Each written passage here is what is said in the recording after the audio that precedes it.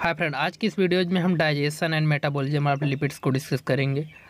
जो डाइजेशन और मेटाबॉलिज्म है लिपिड्स का, वो एक सीरीज में स्टेप है, तो ये वीडियो थोड़ी सी बड़ी होगी, तो आप थोड़ा पेशेंस के साथ इसको देखिएगा। जो डाइजेशन और मेटाबॉलिज्म की ये सीरीज चल रही है, जिसमें हमने आपको कुछ ही दिन पहले कार्बोहाइड्रेट के डाइजेशन और मेटाबॉलिज्म के बारे में डिस्कस करके बताया था। तो उसमें आपको TCA साइकिल, क्रेब्स साइकिल, इन सबको डिस्कस किया गया है पिछली वीडियोज़ में। तो आप एक सीक्वेंस वीडियोज़ को देखेंगे तो आपको ज़्यादा समझ में आएगा। तो इन सब वीडियोज़ को आप ज़रूर देख लीजिए, उसका लिंक आपको प्लेलिस्ट में मिल जाएगा, वहाँ से आप उसको देख सकते हैं। आज की इस जो वीडियोज़ है वह डाइजेशन ऑफ लिपिड्स के ऊपर है। तो चलिए शुरू करते हैं। सबसे पहले अगर हम डाइजेशन या लिपिड्स के इंट्रोडक्शन की बात कर लें तो लिपिड्स क्या होते हैं। ये लिपिड्स जो होते हैं फैट होते हैं, ऑयल्स होते हैं, बटर्स होते हैं। इसके अलावा जो भी ऑयल्स आप देखते हैं, जो भी ऑयली चीज़ें हैं, दीज आर द लिपिड्स। और ये अच्छा एनर्जी का स्टोरेज करते हैं, एक बढ़िया एनर्जी का स्टोरेज करते हैं। एनर्जी स्टोरेज ये मॉलिक्यूल्स आप बोल सकते हैं, इन्हें इम्पॉर्टेंट है सेल के मेम्ब्रेन्स के लिए। और ये दो तीन टाइप्स के होते हैं, जैसे ट्राइग्लिसराइड और phospholipids and steroid, these are the types of lipids. तो इसका ये इंट्रोडक्शन हो गया। अगर इसके हम एक बेसिक की बात करें कि डाइजेशन की प्रोसेस जो होती है वह किस तरीके से स्टार्ट होती है लिपिड्स में, तो लिपिड्स जैसा कि एक प्रकार का ट्राइग्लिसराइड है, और इसे जैसा कि जानते हैं ट्राइग्लिसराइड को फर्दर पहले इसको डाइग्लिसराइड में कन्वर्ट किया जाएगा, फिर मोनोग्लिसराइड में कन्वर्ट किया जाएगा, एट द लास्ट उठे फैटी एसिड में कन्वर्ट किया जाएगा। तो support that this is the molecules of glycerol, या मान लीजिए कोई ग्लिसरॉल का मॉलिक्यूल है, और ग्लिसरॉल की मॉलिक्यूल्स पे ये सब जो रॉड लाइक स्ट्रक्चर है, ये rod like structure, these are the fatty acid, ये फैटी एसिड है। ये रॉड लाइक स्ट्रक्चर जो हो फैटी एसिड है, और फैटी एसिड जो है वो इसमें अटैच है ग्लिसरॉल में। तो ये जो स्ट्रक्चर है, one fatty acid, second fatty acid, third fatty acid, तो दीज आर द ट्राइग्लिसराइड। ये क्या है, एक ट्राइग्लिसराइड का फॉर्मेशन कर रहे हैं फैटी एसिड के साथ मिलकर। अगर इसी को हम ब्रेक डाउन कर दें, मान लीजिए अगर हम दो इस रॉड लाइक स्ट्रक्चर जो कि फैटी एसिड है, इसको हम ब्रेक कर दें, तो किससे ब्रेक करेंगे, with the help of enzyme lipase. Lipase जो एंजाइम है, जो कि एक प्रकार का लिंगुअल एंजाइम होता है, जो कि टंग में पाया जाता है। लिंगुअन्स मीन्स रिलेटेड टू टंग, तो यह टंग में पाया जाता है। तो जिसकी वजह से जो ये लाइपेज है, लाइपेज से अगर इसको हम ब्रेक डाउन करेंगे तो ये जो फैटी एसिड है ये ब्रेक डाउन हो जाएंगे, और single molecules of fatty acid जो यहाँ पर बचेगा। और ये जो फैटी एसिड है इसी से फिर प्रोसेस आगे फ्री फैटी एसिड से फिर आगे प्रोसेस चलेगी, लेकिन some free glycerol is also form, कुछ फ्री ग्लिसरॉल भी इसमें से फॉर्म होंगे। तो ये एंजाइमेटिक डाइजेशन है बाय पैंक्रियाटिक लाइपेज। जो पैंक्रियाटिक लाइपेज जो है एंजाइमेटिक लाइक डाइजेशन है for the production of monoglyceride. तो यहाँ से आप देख रहे हैं ट्राइग्लिसराइड के से ब्रेक डाउन होकर with the help of enzyme lipase, lipase के एंजाइम से ब्रेक डाउन होकर ये जो मॉलिक्यूल्स बना है ये मोनोग्लिसराइड है, जिसमें आप देख रहे हैं glycerol, one molecules of glycerol है, और इसके अलावा वन मॉलिक्यूल्स ऑफ फैटी। तो दीज आर द मोनोग्लिसराइड, इसे हम मोनोग्लिसराइड बोल सकते हैं। तो यह एंजाइमेटिक डाइजेशन हुआ, एक इंट्रोडक्शन हुआ कि किस तरीके से जो मोनोग्लिसराइड का फॉर्मेशन होता है ट्राइग्लिसराइड से। तो ट्राइग्लिसराइड सब सिंपलेस्ट फॉर्म हो गई इस जो आपका लिपिड्स का। और इसके अलावा इसी का अब डाइजेशन कैसे होगा इसको हम समझेंगे। तो सबसे पहले अगर हम लिपिड्स की डाइजेशन की बात कर ले, सबसे पहले जब लिपिड्स का डाइजेशन होता है तो माउस से स्टार्ट होता है डाइजेशन। माउस से ट्राइग्लिसराइड जो है, जिसे आप जानते हैं ट्राइग्लिसराइड क्या है, इनका फर्दर ब्रेक डाउन होता है। अभी हमने ब्रेक डाउन करके बताया किस तरीके से ट्राइग्लिसराइड का ब्रेक डाउन होता है। और ब्रेक डाउन होता है किससे, with the lingual lipase. Lingual means related to tongue, या एंजाइम टंग्स में से रिलीज टंग से रिलेटेड है, तो यार लिंगुअल लाइपेज की वजह से यह रिलीज होता है, और रिलीज होता है बिगिंस टू ब्रेक डाउन। उसके बाद ये आगे इसको ब्रेक डाउन किया जाता है। जो भी आपके फ्री फैटी एसिड्स रहते हैं या जो फैटी एसिड्स रहते हैं उनको ब्रेक डाउन किया जाता है मोनो ग्लिसराइड में। और फिर ये जो प्रोसेस रहती है, जो लिपिड्स जो रहते हैं वो स्टमक में जाते हैं। स्टमक में जाकर जो ट्राइग्लिसराइड्स जो रहते हैं वो गैस्ट्रिक लाइपेज की वजह से, गैस्ट्रिक लाइपेज या लिंगुअल लाइपेज की वजह से डाइग्लिसराइड में कन्वर्ट होते हैं, प्लस फ्री फैटी एसिड में कन्वर्ट हो जाते हैं। और फिर ये जब लिपिड जब स्मॉल इंटेस्टाइन में जाते हैं तो एक काइम्स जो रहते हैं, काइम क्या होते हैं, जैसे हम कोई फूड मॉलिक्यूल्स जब लेते हैं उसको सेल्यूट करते हैं तो उसको हम लोग काइम बोलते हैं। यानी कि कोई फूड मॉलिक्यूल्स आप लेकर जब उसको मास्टिकेशन करते हैं अपने बक्कल कैविटी में रखकर, बक्कल कैविटी में रखने के बाद उसका मास्टिकेशन करते हैं तो जो उसके बाद एक सल्यूट की प्रोसेस जो होती है, सल्यूट करने के बाद तो फिर वो जो फूड पार्टिकल्स रहता है जो इंटेस्टाइन में इंटर करता है या जो आपके स्टमक में इंटर करता है तो उसे हम लोग काइम नाम देते हैं। तो ये जो काइम्स जो रहते हैं वो ट्रिगर्स क्या करते हैं, इसमें कोलेस्टोकाइनिन एक कोलेस्टोकाइनिन का फॉर्मेशन करते हैं। कोलेस्टोकाइनिन क्या होते हैं, जैसा कि आप जानते हैं जो काइम होते हैं, काइम में क्या होते हैं, फूड मॉलिक्यूल्स होंगे और साथ ही साथ उसमें HCl होगा, फूड मॉलिक्यूल्स होगा और साथ ही साथ उसमें HCl होगा। तो ये क्या करेगा, कोलेस्टोकाइनिन के हिसाब से ये फिर पैंक्रियाज से जो ये स्टूमुलेट हो जाएगा, स्टूमुलेट्स होकर फिर ये गाल ब्लैडर में जाएगा और गाल ब्लैडर से होते हुए फिर बाइल का फॉर्मेशन करेगा। तो इसके अलावा फिर क्या होगा, इसमें जो अगली प्रोसेस क्या होगी, जो पैंक्रियाज रहेगा, पैंक्रियाज से पैंक्रियाटिक लाइपेज रिलीज होगा और फिर ये जो प्रोसेस है वो आगे की तरफ बढ़ेगी। तो जो काइम से रहती है कुछ चीज़ें इसको ट्रिगर करती हैं, जैसे सिक्रेटिन जो रहता है वह स्टूमुलेट करता है पैंक्रियाज को और बाइकार्बोनेट फ्लूइड का फॉर्मेशन करता है जो कि उसके पीएच को न्यूट्रलाइज करने में हेल्प करता है। तो चलिए हम थोड़ी सी प्रोसेस को और आगे बढ़ाते हैं। सबसे पहले इसमें क्या होता है, जो आपके बाइल्स रहते हैं, बाइल्स का इमल्सिफिकेशन किया जाता है। इमल्सिफिकेशन का मतलब उसका ब्रेक डाउन किया जाता है। जैसे suppose that this is the fat globules, ये कोई फैट का ग्लोब्यूल्स है। अब इसके चारों तरफ ये जो छोटे छोटे स्ट्रक्चर दिख रहे हैं ring like, these are the bile salt. ये बाइल साल्ट इसको चारों तरफ से घेरे हुए हैं और इसको ये बड़े मॉलिक्यूल्स हैं तो इसको घेरे हुए हैं और इसको धीमे धीमे फीड अप कर रहे हैं, इसको मतलब डाइजेस्ट कर रहे हैं।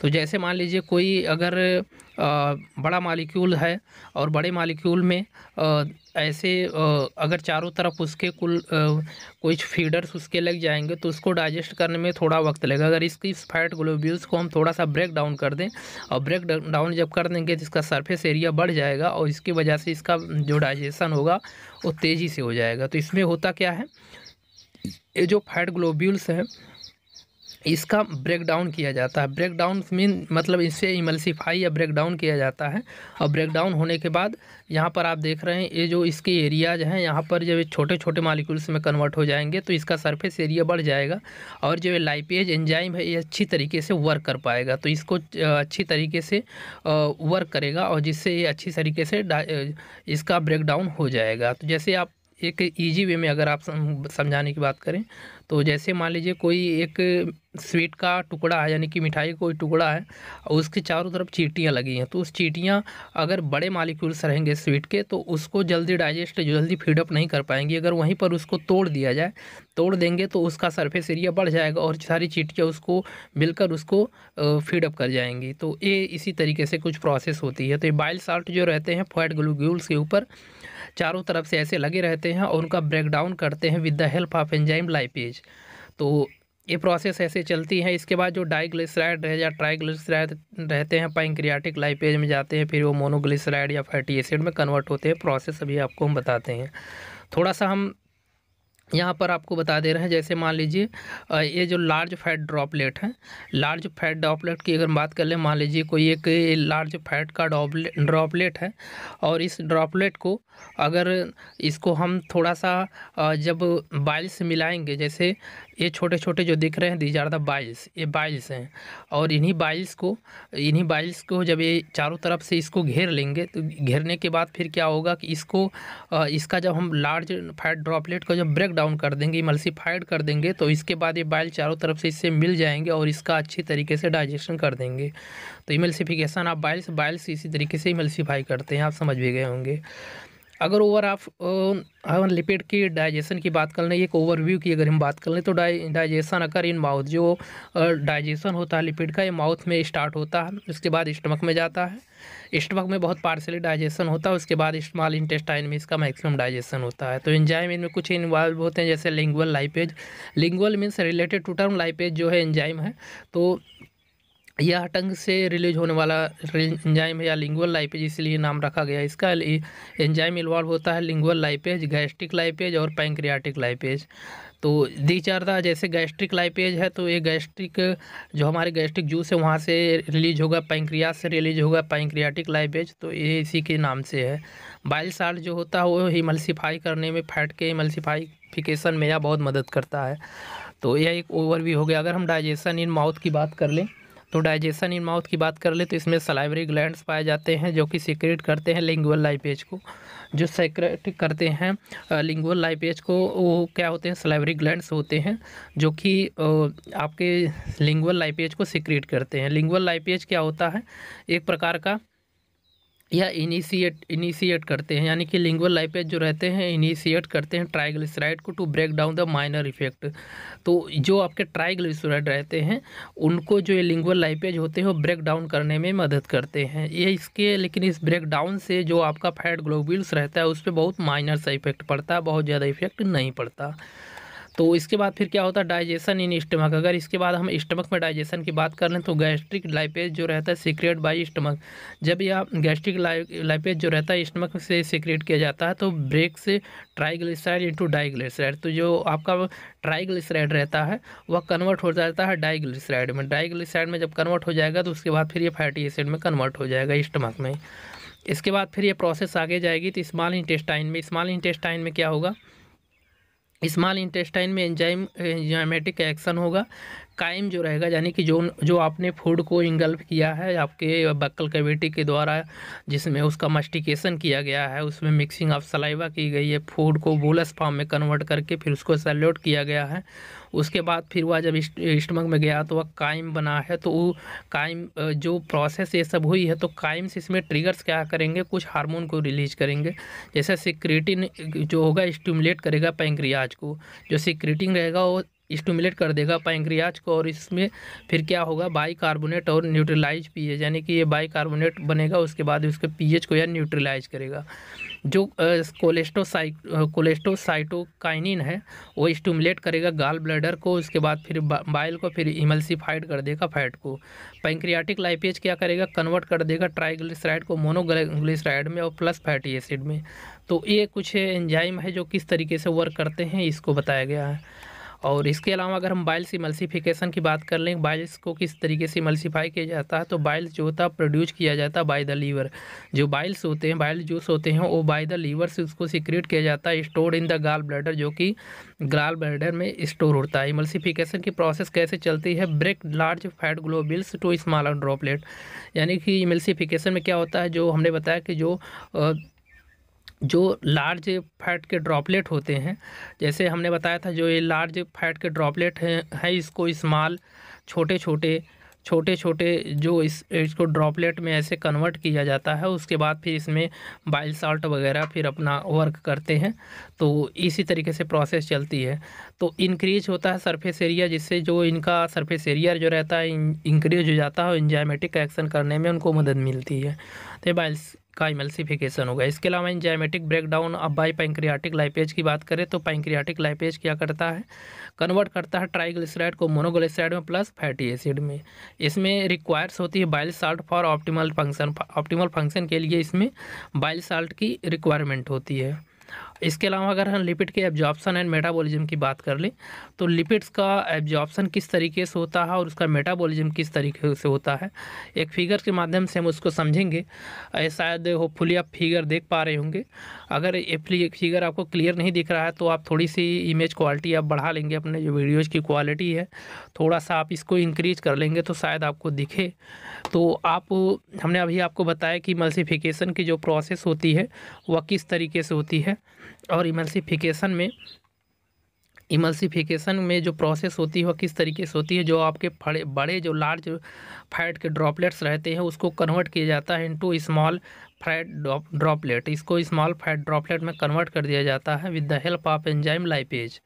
तो इससे जो होता है फैट का इमल्सिफिकेशन हो जाता है, फैट जो होता है छोटे मॉलिक्यूल में कन्वर्ट हो जाते हैं और फिर आगे की प्रोसेस इसमें, फिर जब ये छोटे ड्रॉप में कन्वर्ट हो जाएंगे तो फिर आगे की प्रोसेस इसमें चलेगी। कैसे चलेगी, जैसे मान लीजिए ये कोई लार्ज फैट का ड्रॉपलेट है, इसमें जब इसको कन्वर्ट कर दिया गया छोटे छोटे ड्रॉपलेट में, तो इसमें जो ये छोटे छोटे डॉट दिख रहे हैं, ये क्या है, एक प्रकार का मिसेलियस बाइल साल्ट है। मिसेलियस बाइल साल्ट है, इमल्सिफाइड ड्रॉपलेट है, या फिर इससे जो लार्ज फैट का ड्रॉपलेट है, और ये इमल्सिफाइड बाई बाइल साल्ट के द्वारा जब इसको इमल्सिफाइड कर दिया गया है, तो ये फिर ये जो प्रोसेस हो रही है, ये जो ड्रॉपलेट आपको दिख रहे हैं, ड्रॉपलेट जो कि इमल्सिफाइड किए गए हैं with the help of enzyme lipase enzyme की वजह से इसको इमल्सिफाइड कर दिया गया है। तो ये जो छोटे छोटे ड्रॉपलेट हैं, ये मिसेलियस बाइल साल्ट में कन्वर्ट होते हैं। इसमें होता क्या है कि ये जो आउटर की कवरिंग होती है,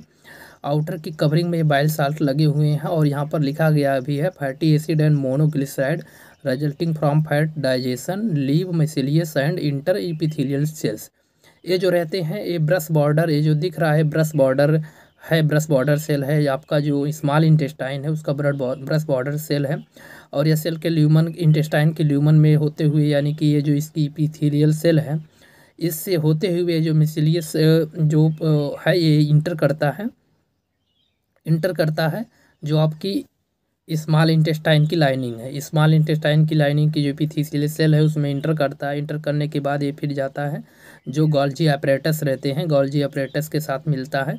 फिर वहाँ पर जाने के बाद फिर इनका क्या होता है, इनका और फर्दर ब्रेकडाउन होता है। फैट जो रहते हैं वो रिजम्बल्ड हो जाते हैं इन ट्राइग्लिसराइड में जो रहते हैं वो रिजम्बल्ड हो जाते हैं, और ये जो रहते हैं fatty globules combine with protein to form chylomicron inside Golgi apparatus. जो आपके फैटी एसिड्स रहते हैं वो कंबाइन होते हैं प्रोटीन्स के साथ, और काइलोमाइक्रोन का फॉर्मेशन करते हैं जो कि गोल्जी अपैरेटस के इनसाइड होता है। और ये फिर इनका फर्दर डिवीजन हो जाता है, जो इसमें 3 मॉलिक्यूल्स इसका बना लेते हैं, जो उसकी जो ये जो काइलोमाइक्रोन होते हैं, एक काइलोमाइक्रोन करते क्या है, एक प्रकार का डिलीवरी ट्रक की तरह फॉर्मेशन करते हैं, यानी कि एक स्थान से दूसरे स्थान पर ले जाने का ट्रांसपोर्ट की ज़रूरत होती है, ट्रांसपोर्टेशन की ज़रूरत होती है। तो उसी तरीके से जो आपके काइलोमाइक्रोन्स रहते हैं वो करते क्या है, एक प्रकार के फैट को डिलीवर करने का कार्य करते हैं, फैट डिलीवरी ट्रक का कार्य करते हैं।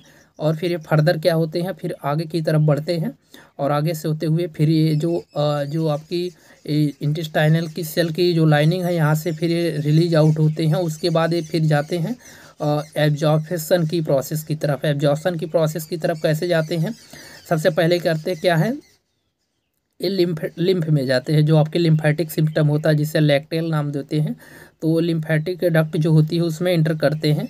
इंटर करने के बाद जो आपकी लिम्फेटिक डक्ट है उसमें क्या करते हैं, क्या lymph in the lacteal transport chylomicrons away from intestine, जो इंटेस्टाइन से एंट्री करते हैं। उसके बाद भी करते क्या, थ्रू द हिपैटिक डक्ट से होते हुए एक इसमें एंट्री करते हैं, ब्लड स्ट्रीम में एंट्री करते हैं, जो ब्लड वेसल्स होती है, ये जो रेड कलर की दिख रही है ये ब्लड वेसल्स है। इसके बाद ये ब्लड वेसल्स में एंट्री करती हैं, जो कि कैपिलरी यहाँ पर शो की गई है। तो ये ब्लड वेसल में एंट्री करते हैं। यहाँ पर एक फाइन छोटी छोटी लाइनिंग होती है जिसे हम लोग लिपोप्रोटीन लाइपेज नाम देते हैं। तो फिर वहाँ पर इनका क्या होता है, फर्दर एब्जॉर्प्शन की प्रक्रिया यहाँ पर होती है। जो काइलोमाइक्रॉन्स रहते हैं उनका यहाँ पर एब्जॉर्प्शन वगैरह हो जाता है। तो एक इसी तरीके से कुछ जो आपका डाइजेशन की प्रोसेस होती है या जो एब्जॉर्प्शन की प्रोसेस होती है लिपिड्स का, उसी तरीके से होती है। एब्जॉर्प्शन में यहाँ पर दिखा गया है जो आपकी इंटेस्टाइनल की लाइनिंग है, जो कि इंटेस्टाइनल सेल की लाइनिंग है, जो ब्रश बॉर्डर सेल की या इंटेस्टाइनल की लाइनिंग है, उसमें होता क्या है, absorption in of product of fat digestion depend on size, या साइज के ऊपर डिपेंड करता है। Short and medium chain fatty acids and glycerol small product absorb into the blood via capillary not shown in figure, यानी कि जो कि figure में शो नहीं किया गया है। Long chain fatty acid and monoglyceride और large produce from the triglyceride and are transported to chylomicron into the lymph vessel, जो कि लिम्फ वेसल्स में जाते हुए उसके बाद फिर ये जो यहाँ पर ये शो किया गया है कैपिलरी की लाइनिंग, यहाँ पर फिर ये एंट्री कर जाते हैं। तो ये ओवरऑल हो गया किस तरीके से जो एब्जॉर्प्शन होता है लिपिड का, उसके बारे में। और इसके अलावा फिर क्या होता है, फिर आगे हम आपको बताते हैं कि introduction of lipid of absorption and metabolism की बात कर लें तो लिपिड जो होते हैं एक प्रकार का एनर्जी का स्टोरेज करते हैं फॉर द सेलुलर फंक्शन के लिए। एब्जॉर्प्शन इन्वॉल्व होता है मिसेलियस फॉर्मेशन में और काइलोमाइक्रॉन ट्रांसपोर्ट के द्वारा। हमने आपको बताया कि काइलोमाइक्रॉन्स जो होते हैं एक प्रकार के ट्रांसपोर्टेशन का वर्क करते हैं। इसे हम लोग फैट डिलीवरी ट्रक के नाम से भी जानते हैं। मेटाबॉलिज्म जो इसका होता है, इसमें storage, breakdown, lipolysis and energy production, ये सब जो प्रोसेस होती है वह इंक्लूड होती है। इसके अलावा मेसेल फॉर्मेशन एंड लिपिड एब्जॉर्प्शन की बात कर ले तो बाइल साल्ट जो रहते हैं इमल्सिफाइड होते हैं फैट इनटू मेसेल्स में।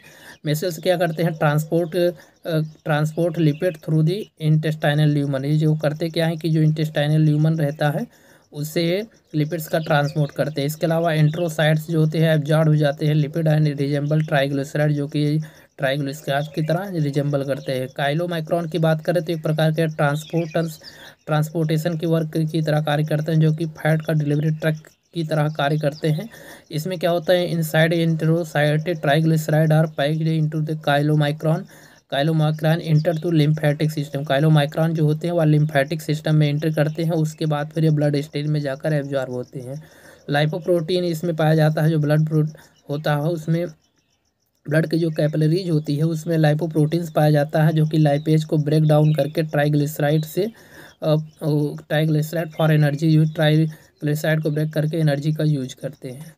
और इसके अलावा लिपिड स्टोरेज एंड यूटिलाइजेशन की बात करें तो एक्सेस जो फैटी एसिड्स रहता है वह स्टोर हो जाता है in the form of triglyceride and in adipose tissue. जो आपकी एडिपोज टिश्यू होती है वो एक्सेस अमाउंट में जो फैटी एसिड्स रहता है वह ट्राइग्लिसराइड के फॉर्म में वहाँ पर एडिपोज टिश्यू में स्टोर हो जाता है।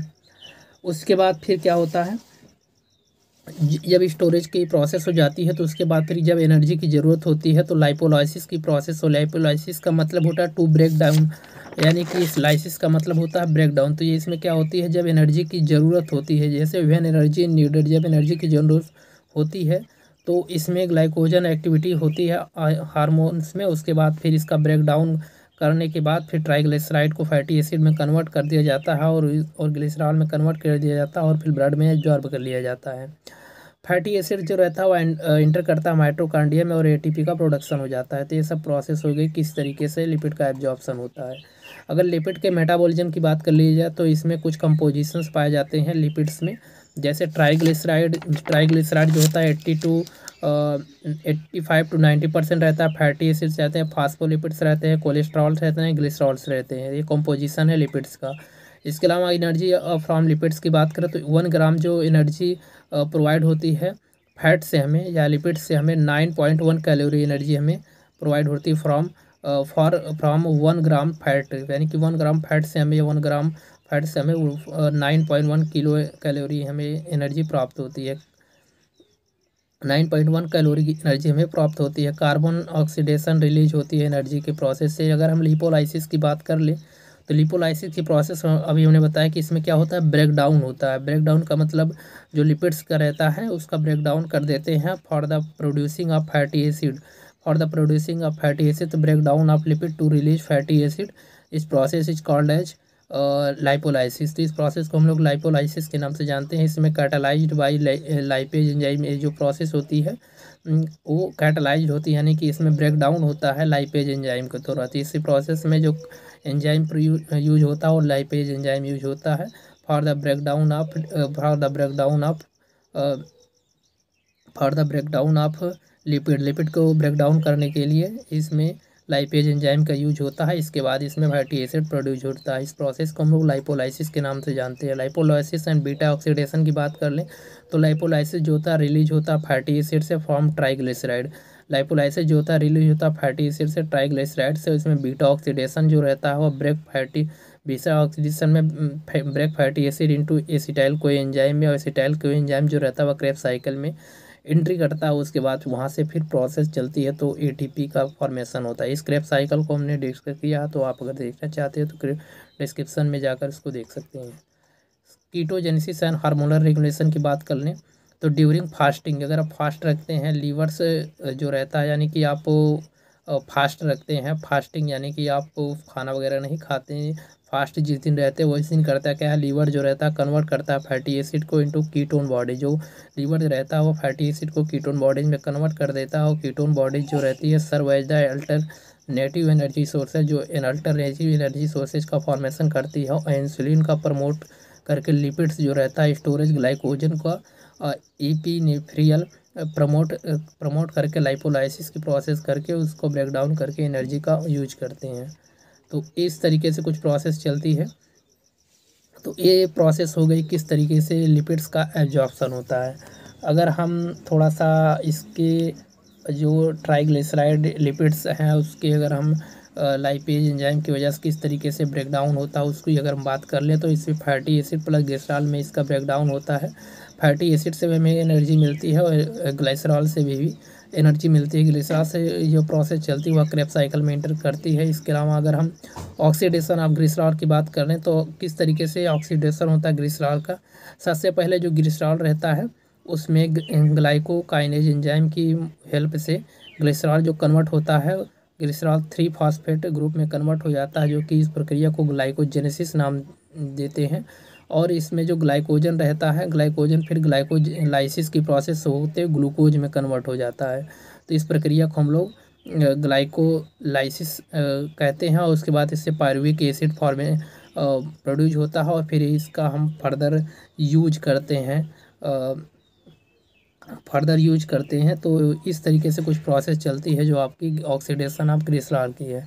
तो अगर इसको आप देखना चाहें तो इसको हम अगर एक फॉर्म में अगर हम दिखा दें आपको, तो ये जो प्रोसेस है कुछ इस तरीके से चलती है। इसमें होता क्या, ग्लिसरॉल जो रहता है ग्लिसरोकाइनेज एंजाइम की मदद से ग्लिसरॉल 3 फैटी एसिड 3 फॉस्फेट में कन्वर्ट हो जाता है, जो कि प्रोसेस होती है ग्लूकोजेनेसिस होती है। और उसके बाद फिर ग्लाइकोजन का फॉर्मेशन होता है, ग्लाइकोजिनोलाइसिस की प्रोसेस होकर फिर ये ग्लूकोज का फॉर्मेशन करते हैं, और ग्लूकोलाइसिस का फॉर्मेशन होकर ये पायरुविक एसिड में कन्वर्ट हो जाते हैं, और इसके बाद फिर ये एनर्जी का प्रोड्यूस हो जाता है। एनर्जी जो रहती है प्रोड्यूस हो जाती है। तो किस तरीके से ऑक्सीडेशन होता है ग्लिसरॉल की, ये बातें यहाँ पर हो गई। इसके अलावा ऑक्सीडेशन ऑफ ग्लिसरॉल की अगर हम बात कर लें तो ग्लिसरॉल जो रहता है ग्लिसरॉल 3 फॉस्फेट में कन्वर्ट हो जाता है वाया ग्लिसरॉल काइनेज एंजाइम की वजह से इसमें कन्वर्ट हो जाता है, या फिर ग्लाइकोजन से ग्लूकोज में। और उसके बाद फिर ये इंटरग्लाइकोलिसिस की प्रोसेस होते हुए पायरुविक एसिड में कन्वर्ट हो जाता है, फिर हमें एनर्जी मिल जाती है। तो ओवरऑल जो चार्ट हमने बताया अभी, ये जो फ्लो चार्ट था वो इसी से संबंधित था। इसके बाद ऑक्सीडेशन ऑफ फैटी एसिड की बात कर लें या फिर बीटा ऑक्सीडेशन की बात कर लें, तो beta oxidation of fatty acid जो होता है वो ब्रेक डाउन होता है फैटी एसिड का टू प्रोड्यूस एनर्जी को प्रोड्यूस करने के लिए इसमें बीटा ऑक्सीडेशन की प्रोसेस चलती है। इसमें 2 साइंटिस्ट हैं केनेडी एंड एल्बर्ट जो थे, उन्होंने इसको डिस्कवर किया था। उन्होंने सेल की माइटोकॉन्ड्रिया में इसको देखा था, फैटी एसिड जो रहता है ऑक्सीडाइज होता है एंजाइम में। तो इस प्रोसेस को उन्होंने सेल के माइटोकॉन्ड्रिया में दिया था। इसमें प्रोसेस जो रहता है वो कंप्लीट होती है 3 स्टेप में। फैटी एसिड जो रहता है उसमें उसका एक्टिवेशन होता है। एक्टिवेशन होने के बाद उसमें फैटी एसिड जो रहता है वह एंट्री करता है। एक्टिवेटेड फैटी एसिड जो माइटोकॉन्ड्रिया में एंट्री करता है, उसके बाद उसका बीटा ऑक्सीडेशन होता है फैटी एसिड का, और वह माइटोकॉन्ड्रिया के मैट्रिक्स में इंटर करता है। और एक्टिवेशन होता है फैटी एसिड का। फैटी एसिड जो रहता है थायोकाइनेज एंजाइम की वजह से एसिल एल्डिहाइलेट में कन्वर्ट होता है, एल्डिनाइलेट में कन्वर्ट होता है। इसमें कोई एंजाइम सल्फा हाइड्रोल से जो यूज होता है, इसके बाद एक कोई एंजाइम में इंटर होता है, इसके बाद ये अब एक्टिव हो जाता है। तो इसको हम पीपीटी के माध्यम से आपको बता दें। जो beta oxidation and fatty acid है, इसको सबसे पहले केनेडी एंड एल्बर्ट ने 1940 में डिस्कवर किया था, या माइटोकॉन्ड्रिया में देखा गया था। इसमें क्या होता है, ब्रेक डाउन होता है फैटी एसिड का for the production of energy. इसमें इन्वॉल्व होते हैं कुछ एंजाइम जैसे फैटी एसिड एंड ऑक्सीडेज। इसके बाद इसमें स्टेप ऑफ बीटा ऑक्सीडेशन की बात कर लें तो इसमें एक्टिवेशन होता है फैटी एसिड का वाया थायोकाइनेज, एंट्री होती है mitochondria, entry into mitochondria via सेंट्रीनेट एंड ट्रांसपोर्टर की वजह से। उसके बाद बीटा ऑक्सीडेशन होता है इन माइटोकॉन्ड्रिया के मैट्रिक्स में। तो एक एक प्रोसेस को हम आपको बताएंगे अभी। एक्टिवेशन ऑफ फैटी एसिड्स की बात करें तो फैटी एसिड जो रहता है वह एटीपी से एसिल एल्डिनेलेट में कन्वर्ट होता है, और एसिल एल्डिनेट जो रहता है को एंजाइम्स के साथ जुड़कर एसिल को एंजाइम का फॉर्मेशन करता है, जो कि अब एक्टिव फॉर्म में है, और एंजाइम इसमें थायोकाइनेज यूज किया जाता है। इसके बाद entry into mitochondrial fatty acids की बात करते हैं तो जो एसिल कोएंजाइम जो रहता है बाइंड होता है कार्निनेट की वजह से, उसके बाद फिर ये एसिल कार्निनेट में कन्वर्ट होता है, उसके बाद ट्रांसपोर्ट हो जाता है इनटू माइटोकॉन्ड्रिया में और फिर कन्वर्ट हो जाता है, convert back to acyl coenzyme and beta oxidation में कन्वर्ट हो जाता है। एक फ्लो चार्ट के माध्यम से अगर हम आपको बता दें तो यहाँ पर जो एंट्री है, entry of activated fatty acid in mitochondria की अगर हम बात कर लें तो इसमें होता क्या है, एसिल कोएंजाइम जो रहता है, एसिल कोएंजाइम जो रहता है वह साइटोसॉल में होता है, और जो साइटोसॉल में जो होता है कार्नेट एंजाइम जो होता है present in the matrix of mitochondria, जो कार्नेट एंजाइम जो होता है माइटोकॉन्ड्रिया के मैट्रिक्स में होता है, यह for take off acyl coenzyme में एंट्री करता है साइटोसॉल में, साइटोसॉल में यहाँ पर साइटोसॉल में एसिल कोएंजाइम होता है, और उसके बाद फिर ये फिर इसमें after binding the form a carnitine to acyl coenzyme, उसके बाद फिर करता क्या है, माइटोकॉन्ड्रिया में एंट्री कर जाता है, और एसिल कार्नेट जो रहता है ये भी माइटोकॉन्ड्रिया में एंट्री कर जाता है। एसिल कॉर्निटेशन की प्रोसेस की वजह से जो माइटोकॉन्ड्रिया के मैट्रिक्स में सब प्रोसेस चलती हैं, और कार्नेट जो रहता है वो प्रेजेंट होता है माइटोकॉन्ड्रिया के मैट्रिक्स में, तो ये प्रोसेस जो कहलाती है वो ट्रांसफरेज एंजाइम के थ्रू ये प्रोसेस चलती है। एसिल का ब्रेकडाउन होता है कैरेटीन में। Beta oxidation of fatty acid की अगर हम बात कर लें तो इसमें क्या होता है, beta oxidation in is the metabolic pathway where fatty acid is broken down into the mitochondrial matrix, यानी कि बीटा ऑक्सीडेशन क्या होता है, इसमें जो माइटोकॉन्ड्रिया रहता है इसमें बीटा ऑक्सीडेशन जो मेटाबॉलिक पाथवे होता है जहाँ पर जो फैटी एसिड जो रहता है उसका ब्रेकडाउन किया जाता है माइटोकॉन्ड्रिया के मैट्रिक्स में, और उसके बाद उसमें से एसिटाइल कोएंजाइम यानी DH या फिर DH2 एनर्जी जो रहती है वो प्रोड्यूस होती है। बीटा ऑक्सीडेशन की अगर हम बात कर लें तो यहाँ पर आप देख रहे हैं बीटा ऑक्सीडेशन आपको इन मैट्रिक्स ऑफ माइटोकॉन्ड्रिया, तो मैट्रिक्स होती है जो माइटोकॉन्ड्रिया में उसमें ये प्रोसेस होती है, जो मैट्रिक्स होती है माइटोकॉन्ड्रिया पे उसमें ये प्रोसेस होती है। तो यहाँ पर क्या है, जो बीटा ऑक्सीडेशन है फैटी एसिड को माइटोकॉन्ड्रिया के मैट्रिक्स में सबसे पहले इसमें प्रोसेस होती है ऑक्सीडेशन की।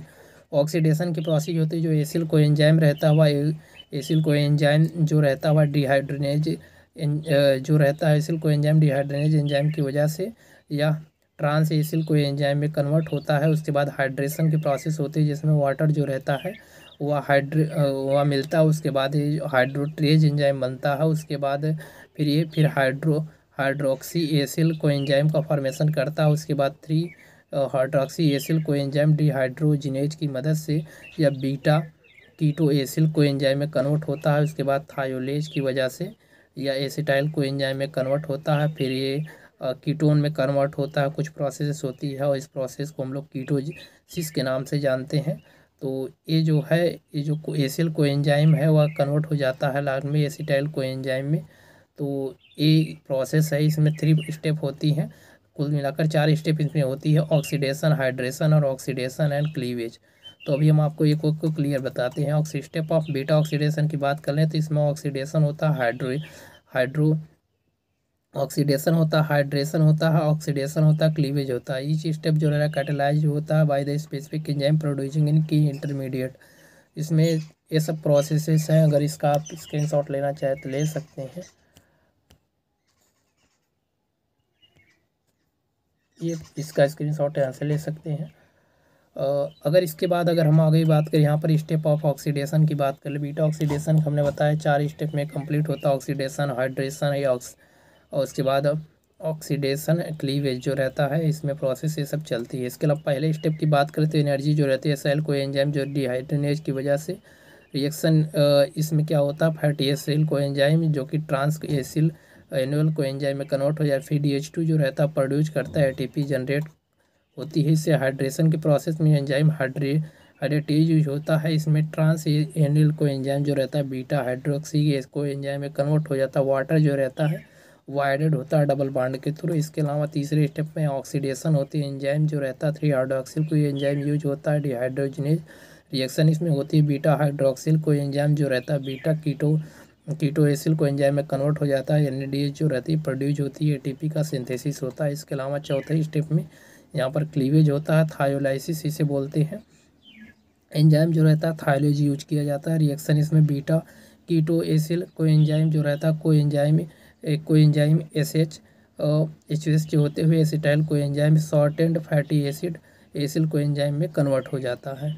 और फिर क्या होता है इसमें एसिटिल कोएंजाइम जो रहता है वह एंटर हो जाता है टीसी या क्रेब्स साइकिल में, जो कि प्रोसेस को हम लोग कीटोजेनेसिस के नाम से जानते हैं और इसे बोलते हैं। और फिर फाइनल जो प्रोडक्शन होता है बीटा ऑक्सीडेशन का, एसिल कोएंजाइम जो रहता है एंटर कर जाता है टीसी या क्रेब्स साइकिल में, और फिर DH2 यानी DH जो रहता है यूज होता है इलेक्ट्रॉन ट्रांसपोर्ट में। कीटोन बॉडीज जो रहती है वो फॉर्म होती हैं एसिटाइल कोएंजाइम और एक्यूमुलेट होता है इन कीटोसिस की प्रोसेस में। तो ये पूरी प्रोसेस हो गई। और ओवरऑल अगर हम समरी की बात करें तो लिपिड जो होते हैं एब्जॉर्ब होता है मिसेलियस एंड ट्रांसपोर्ट बाई काइलोमाइक्रोन, तो ये जो एब्जॉर्प्शन का प्रोसेस है उससे रिलेटेड है। तो कीटोसिस जो होता है provide the an alternative fuel से सोर्स ड्यूरिंग कार्बोहाइड्रेट स्कार्सिटी, यानी कि कार्बोहाइड्रेट की स्कार्सिटी जब होती है, कमी होती है, तब यहाँ पर कीटोसिस की प्रोसेस के थ्रू जो प्रोसेस रहती है वो आगे बढ़ती है जब फ्यूल या वर्क करता है। तो ओवरऑल हमने एक अच्छी अंडरस्टैंडिंग आपके अंदर डेवलप कर दी है कि किस तरीके से जो लिपिड्स होता है उसका डाइजेशन होता है, मेटाबॉलिज्म किस तरीके से होता है, ऑक्सीडेशन किस तरीके से होता है, इसके अलावा बीटा ऑक्सीडेशन कैसे होता है। तो होपफुली अगर वीडियोज आपको समझ में आई होगी, अगर ये वीडियोज आपको कुछ समझ में आई हो तो आप इसे लाइक शेयर सब्सक्राइब करना ना भूलें। और जो लिपिड्स है पूरी टॉपिक्स लगभग हमने यहाँ पर कंप्लीट कर दिया है। तो ऑक्सीडेशन ग्लिसरॉल का किस तरीके से होता है, बीटा ऑक्सीडेशन कैसा होता है, लाइपोलाइसिस क्या होता है, और ये जब पूरी प्रोसेस को डिस्कस कर दिया गया है। तो वीडियोज अगर कुछ इन्फॉर्मेटिव लगी हो तो आप इसे लाइक शेयर सब्सक्राइब करना ना भूलें।